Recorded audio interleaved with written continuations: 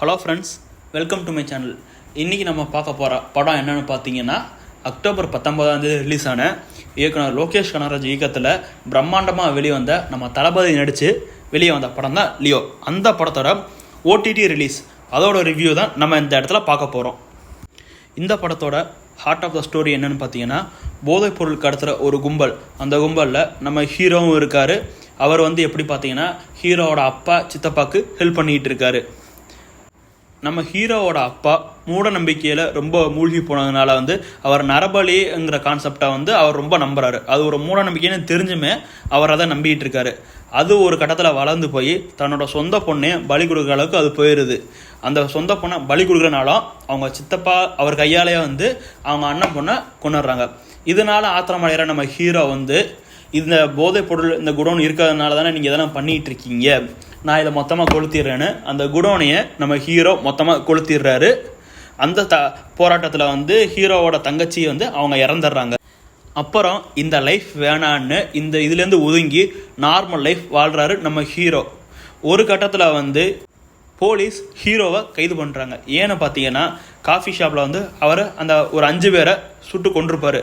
அது என்ன காரணம்னு பார்த்தீங்கன்னா, தன்னோட சொந்த பொண்ணையும் அங்கே கூட வேலை பார்க்குற பொண்ணு இவங்க கொள்ளுன்ற அந்த நோக்கத்தோடு அவங்க வந்ததுனால ஹீரோ வேறு வழி இல்லாமல் செல்ஃப் டிஃபென்ஸுக்காக அவங்க 5 பேரையும் கொண்டுருவாங்க. அந்த கிளாசிக் காஃபி ஷாப் ஃபைட் சீனை நீங்கள் எல்லாருமே கண்டிப்பாக ரசிச்சிருப்பீங்கன்னு நான் நம்புகிறேன். அப்புறம் இந்த கேஸ் கோர்ட்டுக்கு போய் செல்ஃப் டிஃபென்ஸ்க்காக தான் நம்ம ஹீரோ கொண்டாந்து தீர்ப்பாகி ஹீரோ ரிலீஸ் ஆகிடுறாங்க. அந்த கட்டத்தில் தான் ஹீரோவோட ஃபேஸ் எக்ஸ்போஸ் ஆகிடுது வெளி உலகத்துக்கு. அப்போ வெளி உலகத்தில் இருக்கிற ஹீரோவோட அப்பா சித்தப்பா அவங்கெல்லாம் ஹீரோவை பார்த்ததுனால யாரால் இந்த ஃபேக்ட்ரி இந்த பிஸ்னஸ் இதெல்லாம் நின்றுதோ அவனே ஆரம்பித்து வைக்கணும்னு நினச்சி ஹீரோவை தேடி வராங்க ஒவ்வொருத்தராக. அவங்கக்கிட்டேருந்து தன்னோட குடும்பத்தை நம்ம ஹீரோ காப்பாற்றினாரா, அவங்க தேடி வர ஆள் தான் நம்ம ஹீரோவா இல்லையா, இதுதான் இந்த படத்தோட ஹார்ட் ஆஃப் த ஸ்டோரி.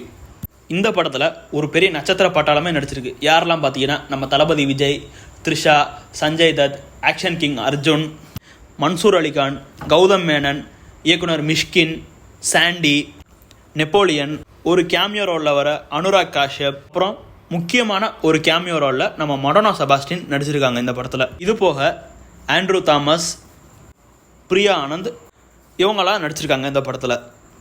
இந்த படத்தோட ப்ரோமோ ரிலீஸ் ஆனதுலேருந்து வேர்ல்டு வைடில் இருக்க எல்லா ஃபேன்ஸுமே ரொம்ப ஈகராக எதிர்பார்த்துட்டு இருந்தாங்க. ஏன்னா மாஸ்டருக்கு அப்புறம் விஜய் லோகேஷ் கனகராஜ் கூட்டணியில் இணையிற இது 2வது படமாக. இந்த படம் இவ்வளோ எக்ஸ்பெக்டேஷனை சம்பாதிச்சதுக்கு காரணம் என்னன்னு பார்த்தீங்கன்னா, மாஸ்டரில் 50-50, அதாவது லோகேஷ் ஸ்டைலில் 50% அண்ட் விஜய் ஸ்டைலில் அவங்க ஃபேன்ஸுக்கு பிடிச்ச மாதிரி கருத்து வைக்கிறது, இந்த மாதிரி இது 50% இருந்தது. ஆனால் நம்மளால் என்ன சொல்லிட்டாருன்னா, லியோ படத்து ஃபுல் அண்ட் ஃபுல் இது ஏன் படம்னு சொன்னதுனால எக்ஸ்பெக்டேஷன் ஆரம்பத்துலேருந்தே ரொம்ப எகிரி போச்சுன்னே சொல்லலாம். பிளடி ஸ்வீட்னு அந்த டைட்டில் ப்ரோமோலேருந்து படம் ரிலீஸ் ஆகிற வரைக்கும் ஃபுல் அண்ட் ஃபுல் ஹைப்லே வச்சுருந்தார் நம்ம லோகேஷ் கனகராஜ். அதுக்கான காரணம் என்னன்னு பார்த்தீங்கன்னா, படம் அவரோட யூனிவர்ஸ் கான்செப்டுக்குள்ளே வருதா இல்லையான்னு படம் ரிலீஸ் வரைக்கும் அவர் தெரிவிக்கவே இல்லை. அதுதான் இந்த படத்துக்கு இவ்வளோ ஹைப் ஏற்றினதுக்கு ஒரு முக்கிய காரணம். நம்ம இயக்குனர் லோகேஷ் கனகராஜ் தன்னோட முந்தைய 4 படங்களாக இருக்கட்டும், அதாவது மாநகரம், கைதி, மாஸ்டர், விக்ரம், இப்படி 4 படத்துலேயுமே அவரோட பெஸ்ட்டை கொடுத்துருக்காரு. அதாவது சிஜி ஒர்க்ஸாக இருக்கட்டும், ஸ்க்ரீன் பிளேவாக இருக்கட்டும், ஹீரோஸ் செலக்ட் பண்ணுற விதமாக இருக்கட்டும், ஆக்டிங், எல்லாத்துலேயுமே நம்ம லோகேஷ் கனகராஜ் அவரோட பெஸ்ட்டை கொடுத்துருக்காரு. அதே மாதிரி தான் நம்ம லியோ படத்துலேயும் அவரோட பெஸ்ட்டை கொடுத்துருக்காருன்னே சொல்லலாம். முக்கியமாக படத்தோட ஓப்பனிங்கில் ஃபஸ்ட்டு 10 நிமிஷம் அந்த சிஜி ஒர்க்ஸ்க்காக அவங்க செலவு பண்ணதாக இருக்கட்டும், அவங்க ஸ்பெண்ட் பண்ண டைமாக இருக்கட்டும், இது எல்லாமே ரொம்ப அதிகம். அண்ட் அவங்க அவ்வளோ செலவு பண்ணதுக்கு ஒர்த்தாக அந்த கேரக்டரான சுப்பிரமணியங்கிற கேரக்டர், அதாவது பார்த்தீங்கன்னா ஹைனாவோட சிஜி அவ்வளோ பர்ஃபெக்டாக, தத்ரூபமாக, நேச்சுரலாக, சூப்பராக இருந்துச்சுன்னே சொல்லலாம். இந்த படத்தோட ஹீரோ ஹீரோயினுக்கு இது ஒரு ஸ்பெஷலான படம். ஏன்னு சொல்கிறேன்னா, 17 இயர்ஸுக்கு அப்புறமா 2 பேரும் சேர்ந்து அகெயின் ஒரு குட் காம்போவில் நடித்த ஒரு நல்ல படம். இந்த படத்தில் நம்ம தளபதி எவ்வளோ ஆக்ஷன் இருக்கோ அவ்வளோக்கு ரொமான்ஸுக்கும் பஞ்சமே இல்லாமல் ஒரு தந்தையாக ஒரு கணவனாக சூப்பராக பண்ணியிருக்காருன்னு தான் சொல்லணும். முக்கியமாக விஜய் ஒரு 15 மினிட்ஸுக்கு எமோஷனாக பெர்ஃபார்ம் பண்ணுற அந்த சீனாக இருக்கட்டும், அந்த சீன்லாம் ஃபேன்ஸ் பார்த்து உண்மையிலே மிரண்டாங்க தான் சொல்லணும். ஏன்னா நம்ம டைரக்டர் லோகேஷ் கனகராஜ் அந்த சீன் எடுத்து முடிச்சுட்டு 4-5 மணி நேரத்துக்கு முன்னாடியே பேக்கப் பண்ணிட்டேன்னு சொன்ன அந்த வீடியோஸை நம்ம நிறைய பார்த்துருப்போம். அந்த அளவுக்கு அந்த இடத்துல நம்ம தளபதி ஒரு பெர்ஃபார்மன்ஸ் கொடுத்துருக்காருன்னு தான் சொல்லணும். அந்த கன்வர்சேஷனுக்கு அப்புறம் வந்த நம்ம விஜய் த்ரிஷா லிப்லாக் சீன், அதெல்லாம் விஜய் ஃபேன்ஸ் மட்டும் இல்லை யாருமே எதிர்பார்த்துருக்க மாட்டாங்க. முக்கியமாக நம்ம லோகேஷ் கனகராஜ் அவர் படத்தில் இப்படி ஒரு சீன் வச்சுருப்பாருன்னு அவரே எதிர்பார்த்துருக்க மாட்டார். இந்த படத்தில் அவர் லிப்லாக் வச்சதுக்கான காரணத்தையும் அவர் தெளிவாகவே எக்ஸ்பிளைன் பண்ணியிருப்பார். அதை ஜஸ்டிஃபையும் கொடுத்துருப்பாரு நம்ம லோகேஷ் கனகராஜ். நம்ம லோகேஷ் கனகராஜ் சண்டை காட்சியில் எடுக்கிறதுக்கு பேர் போனவர்னு நம்ம எல்லாருக்குமே நல்லா தெரியும். அண்ட் ஒன்ஸ் அகைன் இந்த படத்தில் அவர் நல்லா ப்ரூவ் பண்ணியிருக்காரு. இதில் இருந்த எல்லா சண்டை காட்சிகளுமே நம்பக்கூடிய விதத்தில் நல்லாவே எடுத்திருந்தார். நம்ம தெலுங்கு படம் கன்னடா படம் மாதிரி நம்ப முடியாத அளவுக்கு இல்லாமல் ஓகே ஒரு மனுஷனால் இப்படி பண்ண முடியும்னு நம்புகிற மாதிரி நம்ம லோகேஷ் கனகராஜ் எடுத்திருக்காரு இந்த படத்தில் எல்லா ஃபைட் சீக்வன்ஸும். இன்னொரு முக்கியமான விஷயம், ஒரு கார் சேசிங் சீக்வன்ஸ் சீனில் வந்து அவர் எடுத்த விதம் வந்து ரொம்பவே பாராட்டப்பட வேண்டிய விஷயம். ஏன்னா அந்த மாதிரி ஒரு சீக்வன்ஸு இது வரைக்கும் நம்ம தமிழ் சினிமாவில் நம்ம பார்த்துருக்க வாய்ப்பு இல்லை. அதை நம்ம லோகேஷ் கனகராஜ் கையில் எடுத்து பண்ணது ரொம்ப பாராட்டப்பட வேண்டிய விஷயம். அண்ட் அதில் வேலை பார்த்த ஒர்க்கர்ஸ் எல்லாருக்குமே ஹேட்ஸ் ஆஃப். இந்த படத்தில் வில்லன் கேரக்டர்ஸாக வர நம்ம ஆக்ஷன் கிங் அர்ஜுனாக இருக்கட்டும், சஞ்சய் தத்தா இருக்கட்டும், அவங்களோட பெஸ்ட்டை கொடுத்துருக்காங்க.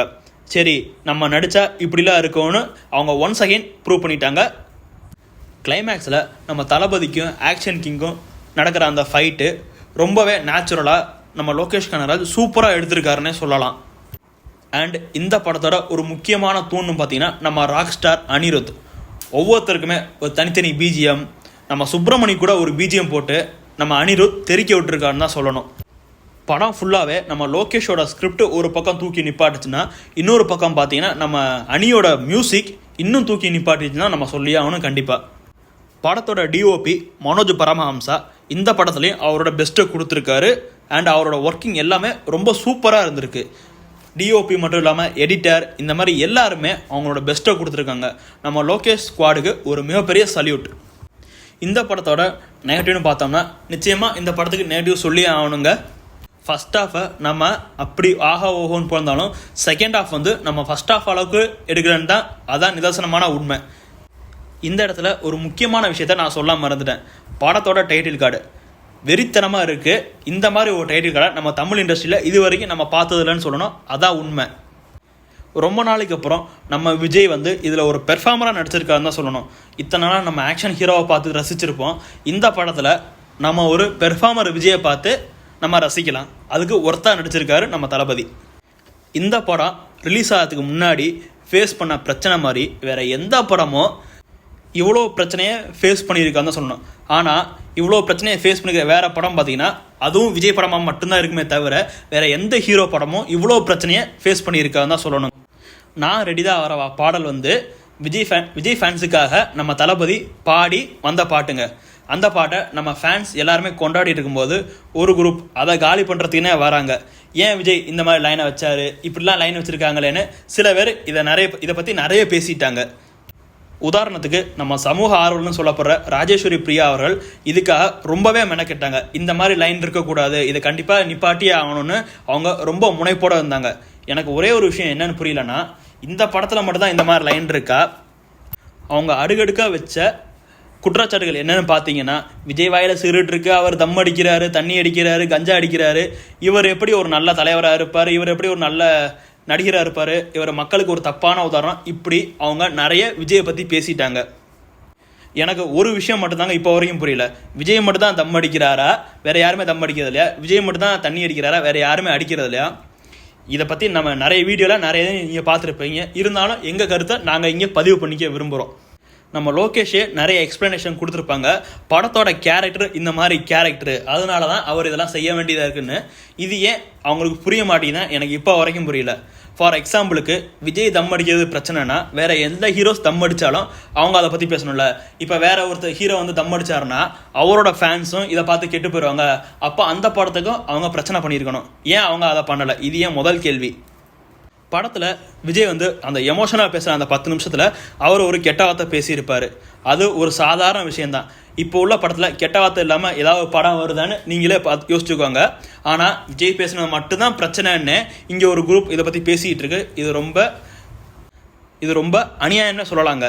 ஏன்னா கெட்ட வார்த்தை தான் பிரச்சனைன்னா கெட்ட வார்த்தை பேசுனது பீப் போடணுன்னு அவங்க இவ்வளோ பேசுகிறாங்க. இதுக்கு முன்னாடி ரிலீஸ் ஆன நம்ம ஆடுகளமாக இருக்கட்டும், வடச்சென்னையாக இருக்கட்டும், அசுரனாக இருக்கட்டும், இதிலலாம் ஒரு கெட்ட வார்த்தை கூட இல்லையா? அப்போ நம்ம ராஜேஸ்வரி பிரியா அவங்க எங்கே போனாங்க? அவங்க ஏன் அந்த படத்துக்கு இப்படி பேசலை?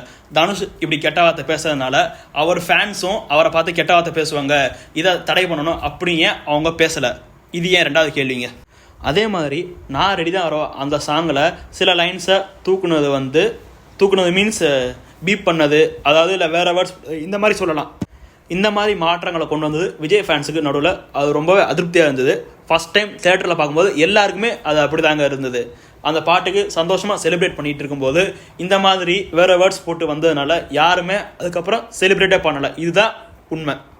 இந்த மாதிரி சில கேள்விலாம் என் மனசில் கேட்கணும்னு தோணுச்சு, அதை மட்டும் தாங்க நான் கேட்டேன். இது யார் மனதையும் புண்படுத்தும் நோக்கத்தோடு கேட்கப்பட்டதா இல்லை. இது என்ன நடந்ததோ அதை மட்டும்தான் நான் இந்த வீடியோவில் பதிவு பண்ணியிருக்கேன்றதை நான் இங்கே பதிவு பண்ணிக்க விரும்புகிறேன். தேங்க்யூ ஃபார் வாட்சிங் திஸ் வீடியோ. இந்த வீடியோ உங்களுக்கு பிடிச்சிருந்தா மறக்காமல் லைக் பண்ணி சப்ஸ்கிரைப் பண்ணி மறக்காமல் பெல் பட்டனை கிளிக் பண்ணிடுங்க. மேலும் மூவி அப்டேட்ஸ் தெரிந்து கொள்ள டீம்ஸ் வியூ சேனலை மறக்காமல் ஃபாலோ பண்ணுங்கள்.